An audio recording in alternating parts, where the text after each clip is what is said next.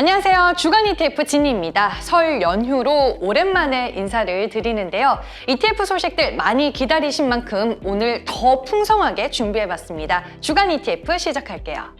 코덱스 소식부터 전해드리겠습니다. LG에너지솔루션의 MSCI 코리아 지수 편입 이슈로 오늘 이야기를 시작하겠습니다. 지난달 27일 MSCI는 LG에너지솔루션의 신흥국 지수 조기 편입을 확정 발표했습니다. LG에너지솔루션이 MSCI 지수 조기 편입을 위한 전체 시가총액 및 유동 시가총액 기준을 충족했기 때문인데요. 현재 LG에너지솔루션을 담으려는 전체 패시브 자금은 약 2조 원으로 9일부터 자금 유입이 시작될 것으로 보입니다. 그리고 MSCI 지수에는 14일 장 마감을 기점으로 편입이 되고요.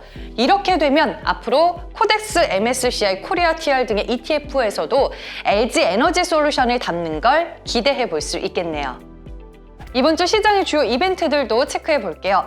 먼저 10일에는 미국에서 1월 소비자 물가 지수가 발표됩니다. 최근에 49년 만에 최고치를 기록한 미국의 소비자 물가는 올해 연초에도 7%대를 이어갈 것으로 전망되고 있습니다. 현재 2개월 연속 7%대가 확실시되고 있는데요. 이로 인해 미 연준의 금리 인상 등 긴축 행보는 더 빨라질 수 있다는 시장의 논리에 힘이 여전히 실리고 있습니다. 이미 3월 FOMC에서 50bp의 기준금리 인상을 시장은 예측하고 있는데 이 3월을 기점으로 올해 최소 4번에서 5번의 금리 인상이 예고되고 있습니다. 이렇게 지금 에너지, 식품 가격의 상승 추세가 뚜렷하지만 한편으로는 인플레이션이 2월에 정점을 통과할 것이라는 시장의 목소리도 있습니다. 다음은 코덱스 상품 소개가 기다리고 있습니다. 오늘은 코덱스 유럽 탄소 배출권 선물 IC에 대해 알아보겠습니다. 이 코덱스 주간 수익률 상위권에서 정말 많이 언급이 됐던 ETF가 아닐까 싶습니다. 지난해에도 핫했던 대표적인 ETF였는데 최근에 유럽 탄소 배출권 가격이 또 최고치를 경신하면서 시장에서 큰 관심을 받고 있습니다.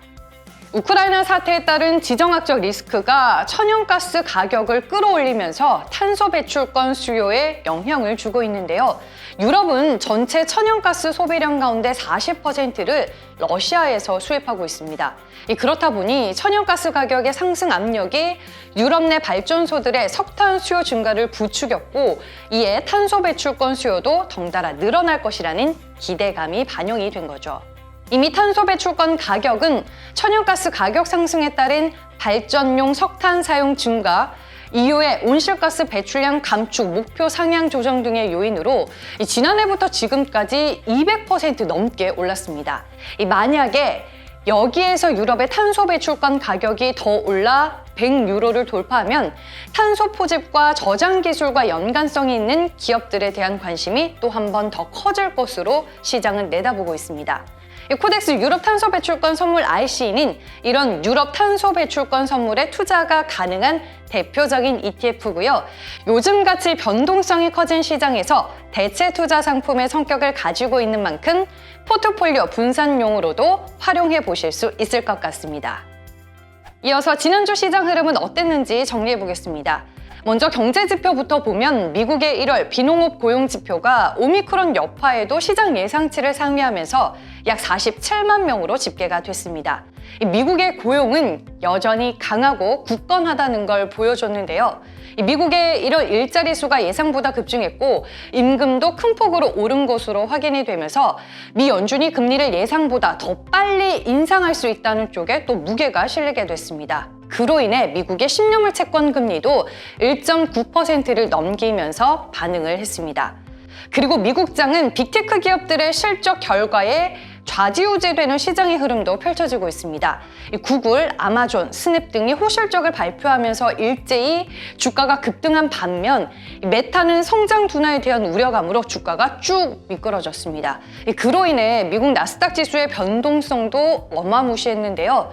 저는 미국의 이번 실적 시즌을 보면서 애플, 아마존이 그냥 말로만 미국을 대표하는 기업이 아니라는 걸 또 한 번 느끼기도 했습니다.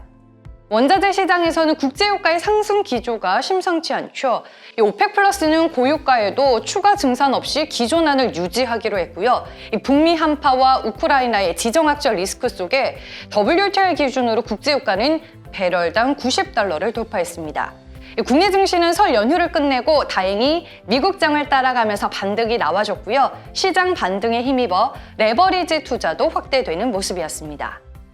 다음은 코덱스 주간 수익률 보겠습니다. 수익률 1위는 코덱스 미국 나스닥100 레버리지입니다. 국내 증시가 설 연휴로 긴 휴장의 시간을 갖는 동안 미국은 애플을 기점으로 빅테크 기업들의 호실적에 뒷받침되면서 2월을 상승과 함께 시작했죠. 이 나스닥을 중심으로 강한 반등이 나와주면서 지난주 8.4%의 수익률을 기록할 수 있었습니다. 2위는 코덱스 차이나 H 레버리지입니다. 기초 지수인 HSCI, 즉 한성 차이나 엔터프라이즈 인덱스의 일별 수익률의 2배를 추구하는 레버리지 ETF인데요.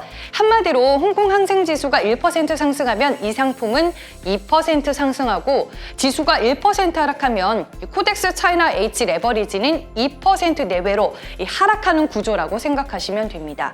춘절 연휴를 끝내고 지난 2월 4일에 개장한 홍콩 항생 지수도 급등하는 흐름이 나와주면서 지난주 수익률 7.8%를 기록했습니다. 3위는 코덱스 콩 선물입니다.